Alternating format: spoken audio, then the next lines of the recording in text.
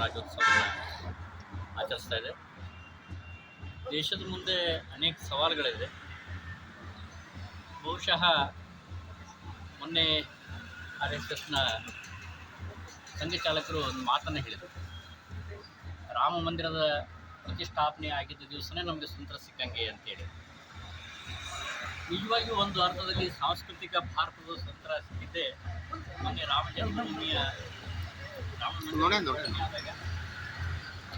ಆ ರೀತಿಯ ಅನೇಕ ಬದಲಾವಣೆಗಳನ್ನು ನಮ್ಮ ಭಾರತ ಕಾಣಬೇಕಾಗಿದೆ.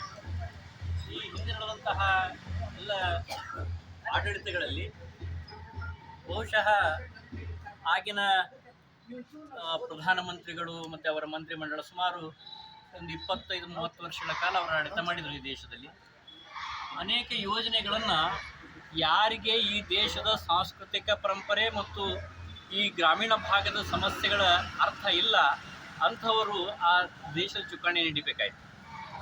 ದೇಶದ ದುರಾದೃಷ್ಟ, ಅವರು ತಾವು ಏನು ವಿದೇಶದಲ್ಲಿ ಕಲಿತು ಬಂದಿದ್ದರು, ಆ ವಿದೇಶದಲ್ಲಿ ಏನು ನೋಡಿದ್ರು, ಆ ಯೋಜನೆಗಳನ್ನು ಭಾರತದಲ್ಲಿ ಅನುಷ್ಠಾನ ಮಾಡಲಿಕ್ಕೆ ಪ್ರಯತ್ನಗಳನ್ನು ಮಾಡಿದರು. ಅನೇಕ ಯೋಜನೆಗಳು ಅಲ್ಲಿಂದಲೇ ತಂದಿರುವಂಥದ್ದು. ನಮ್ಮ ದೇಶದ ಮಣ್ಣಿಗೆ, ನಮ್ಮ ದೇಶದ ಇತಿಹಾಸಕ್ಕೆ, ನಮ್ಮ ದೇಶದ ಗ್ರಾಮೀಣ ಭಾಗದ ಜನರಿಗೆ ಏನು ಬೇಕೋ ಆ ಯೋಜನೆಗಳು ಆಗಲೇ ಇಲ್ಲ. ಇದ್ರ ಜೊತೆಗೆ ಅನೇಕ ರಾಜಕೀಯ ನಿರ್ಧಾರಗಳನ್ನು ಕೈಗೊಳ್ಳಬೇಕಾಗಿತ್ತು.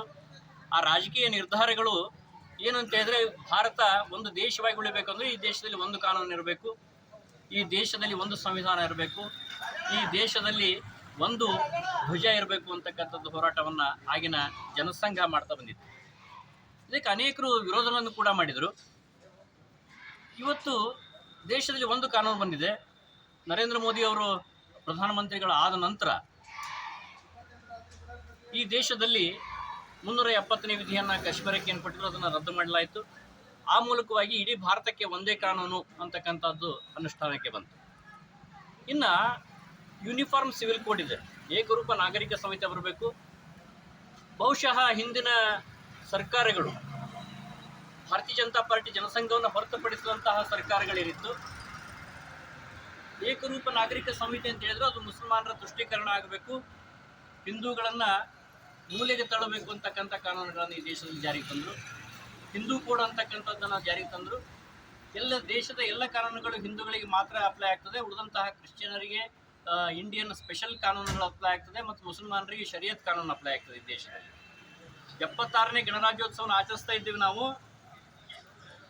ಆ ಸಂದರ್ಭದ 76 ವರ್ಷಗಳು ಕೂಡ ಕಳೆದ್ರೂ ಈ ದೇಶದ ಜನರು ಈ ದೇಶದ ಜನರಿಗೆ ಒಂದೇ ಕಾನೂನು ಇಲ್ಲ ಅಂತ ಹೇಳಿದ್ರೆ ದೇಶದಲ್ಲಿ ಎಷ್ಟು ದೌರ್ಭಾಗ್ಯ ಇರಬೇಕು. ನಮ್ಮ ದೇಶದಲ್ಲಿ ಇದನ್ನೆಲ್ಲ ಯೋಚನೆ ಮಾಡಬೇಕಾಗಿದೆ. ಕೇವಲ ಜಾತಿ ಆಧಾರಿತ ಅಥವಾ ಪಕ್ಷ ಆಧಾರಿತ ಯೋಜನೆಗಳು ಬೇಡ. ಒಂದ್ಸರಿ ತೆಗೆದು ಭವ್ಯ ಭಾರತದ ಇತಿಹಾಸವನ್ನು ನೋಡಿದಾಗ ಅರ್ಥ ಆಗ್ತದೆ ಈ ದೇಶಕ್ಕೆ ಏನು ಬೇಕು ಅಂತಕ್ಕಂಥದ್ದನ್ನು. ಆ ರೀತಿ ಏಕರೂಪ ನಾಗರಿಕ ಸಂಹಿತೆಯನ್ನು ತರಲಿಕ್ಕೆ ಪ್ರಯತ್ನ ನಡೀತಾ ಇದೆ ದೇಶದಲ್ಲಿ. ಅದಕ್ಕೆ ನಾವೆಲ್ಲರೂ ಕೂಡ ಪಕ್ಷಾತೀತವಾಗಿ ಬೆಂಬಲವನ್ನು ಕೊಡಬೇಕು. ಈ ದೇಶದಲ್ಲಿ ಯಾರೇ ಇರಲಿ, ಅವು ಈ ದೇಶದ ಪ್ರಜೆಗಳು, ಅವರು ಹಿಂದೂಗಳು. ಸನಾತನ ಧರ್ಮ ಅದು ಕೇವಲ ಒಂದು ಮತ ಅಲ್ಲ, ಕ್ರಿಶ್ಚಿಯನ್, ಮುಸ್ಲಿಂ ಇವೆಲ್ಲ ಮತಗಳು.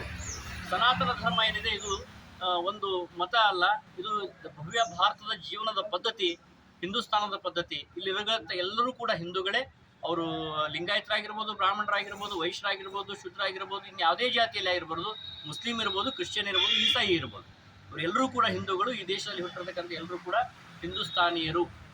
ಹೀಗಾಗಿ ಏಕರೂಪ ನಾಗರಿಕ ಸಂಹಿತೆ ತರುವುದು ನಮ್ಮ ಭವ್ಯ ಭಾರತದ ಅಭಿವೃದ್ಧಿಯಕ್ಕಾಗಿ ತುಂಬ ಅವಶ್ಯಕತೆ ಇದೆ. ಅದ್ರ ಜೊತೆಗೆ ಈ ಹೊರ ದೇಶಗಳಿಂದ, ಬಾಂಗ್ಲಾದೇಶ ಮತ್ತು ಇತ್ತ ಕಡೆ ಪಾಕಿಸ್ತಾನದಿಂದ ಏನು ವಲಸೆ ಬರ್ತಾ ಇದ್ದಾರೆ ಜನಗಳು, ಅವುಗಳನ್ನು ಕಂಟ್ರೋಲ್ ಮಾಡೋದಕ್ಕೆ NC ಆಗಬೇಕು. ಆ ರೀತಿಯ ಕಾನೂನುಗಳು ಬೇಕಾಗಿದೆ. ಅದಕ್ಕೆ ರಾಜಕೀಯ ಬಲ ಬೇಕು. ನಾವೆಲ್ಲ ನೋಡಿದ್ದೀವಿ, ಕಳೆದ ಲೋಕಸಭಾ ಚುನಾವಣೆಯಲ್ಲಿ ಕೇವಲ ನರೇಂದ್ರ ಮೋದಿಯನ್ನು ಮತ್ತು ಈ BJPಯನ್ನು ಆಡಳಿತದಿಂದ ಹೊರಗಿಡಬೇಕು ಅಂತೇಳಿ ಈ ದೇಶದ ಕೆಲವು ಪಕ್ಷಗಳು ಒಂದಾಗಿ ಭಾರತೀಯ ಜನತಾ ಪಾರ್ಟಿಗೆ ಸಂಪೂರ್ಣ ಬಹುಮತ ಬರೋದನ್ನು ತಡಲಿಕ್ಕೆ ಸಾಕಷ್ಟು ಪ್ರಯತ್ನ ಮಾಡಿದರು. ಇದು ಕೇವಲ ನಮ್ಮ ದೇಶದ ಉಳಿದ ರಾಜಕೀಯ ಪಕ್ಷಗಳಿಗೆ ಸೀಮಿತ ಆಗಿಲ್ಲ, ಅಂತಾರಾಷ್ಟ್ರೀಯ ಮಟ್ಟದಲ್ಲಿ ಒಂದು ಷಡ್ಯಂತ್ರ ನಡೀತಾ ಇದೆ. ಭಾರತೀಯ ಜನತಾ ಪಾರ್ಟಿಯ ನೇತೃತ್ವದ ಸರ್ಕಾರ ಈ ದೇಶದಲ್ಲಿ ಇರಬಾರದು ಅಂತಕ್ಕಂಥದ್ದು. ಆ ದೇಶದ ಏನು ವಿಧ್ವಂಸಕ ಚಟುವಟಿಕೆಗಳಿಗೆ ಆ ಷಡ್ಯಂತ್ರ ಏನು ನೆರವಾಗ್ತಾ ಇದೆ ಅದನ್ನೆಲ್ಲ ತಡಿಬೇಕಾದ್ರೆ ಈ ದೇಶಕ್ಕೆ ಒಬ್ಬ ಭದ್ರವಾಗಿರ್ತಕ್ಕಂತಹ, ಧೈರ್ಯಶಾಲಿ ಇರತಕ್ಕಂತಹ, ಯಾವುದೇ ಸಮುದಾಯಗಳನ್ನು ಓಲೈಕೆ ಮಾಡದೇ ಇರತಕ್ಕಂತಹ ಒಬ್ಬ ಪ್ರಧಾನಮಂತ್ರಿ ಬೇಕು, ಅದು ನರೇಂದ್ರ ಮೋದಿ ಅಂತವರೇ ಬೇಕು.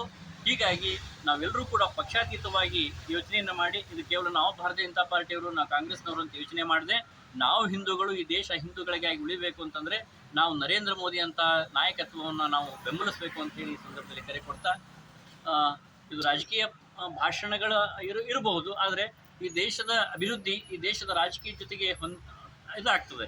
ಒಂದೇ ನಾಣ್ಯದ ಎರಡು ಮುಖಗಳು. ರಾಜಕೀಯವನ್ನು ಬಿಟ್ಟು ನಾವು ದೇಶದ ಅಭಿವೃದ್ಧಿ ಅಂತ ಕಲ್ಪನೆ ಮಾಡ್ಕೊಳ್ಳಿಕ್ಕೆ ಸಾಧ್ಯ ಇಲ್ಲ, ಆ ಪರಿಸ್ಥಿತಿಯಲ್ಲಿ ಇದ್ದೇವೆ. ಸೊ ಹೀಗಾಗಿ ನಾವು ನಮ್ಮ ಸುತ್ತಮುತ್ತಲ ಜನರಿಗೂ ಕೂಡ ಈ ಸಂದೇಶಗಳನ್ನು ತಲುಪಿಸಬೇಕು. ಯಾರ ಮನಸ್ಸಿನಲ್ಲಿ ಅಭದ್ರತೆಯ ಭಾವನೆ ಇದೆ, ಯಾರ ಮನಸ್ಸಿನಲ್ಲಿ ಸಂಶಯಗಳಿದೆ, ಇದರ ಬಗ್ಗೆ ಅವುಗಳನ್ನು ಯಾರು ಅದರ ಬಗ್ಗೆ ವಿಶೇಷವಾಗಿ ತಿಳ್ಕೊಂಡಿದ್ದಾರೆ ಅಂತ ಅವ್ರನ್ನ ಕರ್ಕೊಂಬಂದು ಹೇಳಿಸಿ ಅವರಿಗೆ ತಿಳುವಳಿಕೆ ಮೂಡಿಸ್ತಕ್ಕಂಥ ಪ್ರಯತ್ನವನ್ನು ಮಾಡಬೇಕು. ಮತ್ತು ಉಳಿದಂಥ ರಾಜಕೀಯ ಪಕ್ಷಗಳಲ್ಲಿ ಈ ರಾಷ್ಟ್ರೀಯವಾದವನ್ನು ಹೇಳ್ತಕ್ಕಂಥ ಜನಗಳಿದ್ದಾರೆ, ಆ ಜನಗಳನ್ನು ಭೇಟಿ ಮಾಡಿ ಅವರನ್ನು ರಾಷ್ಟ್ರೀಯ ಪ್ರಮುಖ ವಾಹಿನಿಯಲ್ಲಿ ಬರಲಿಕ್ಕೆ ನಾವು ಕೂಡ ಆಗ್ರಹವನ್ನು ಮಾಡಬೇಕು ಅಂತ ಈ ಸಂದರ್ಭದಲ್ಲಿ ಕೇಳ್ತಾ, ಒಂದು ಅವಕಾಶಕ್ಕಾಗಿ ನನ್ನ ಸಂಘದ ಎಲ್ಲ ಕಾರ್ಯಕರ್ತರಿಗೆ ಧನ್ಯವಾದಗಳನ್ನು ಅರ್ಪಿಸ್ತೇನೆ. ವಿಶೇಷ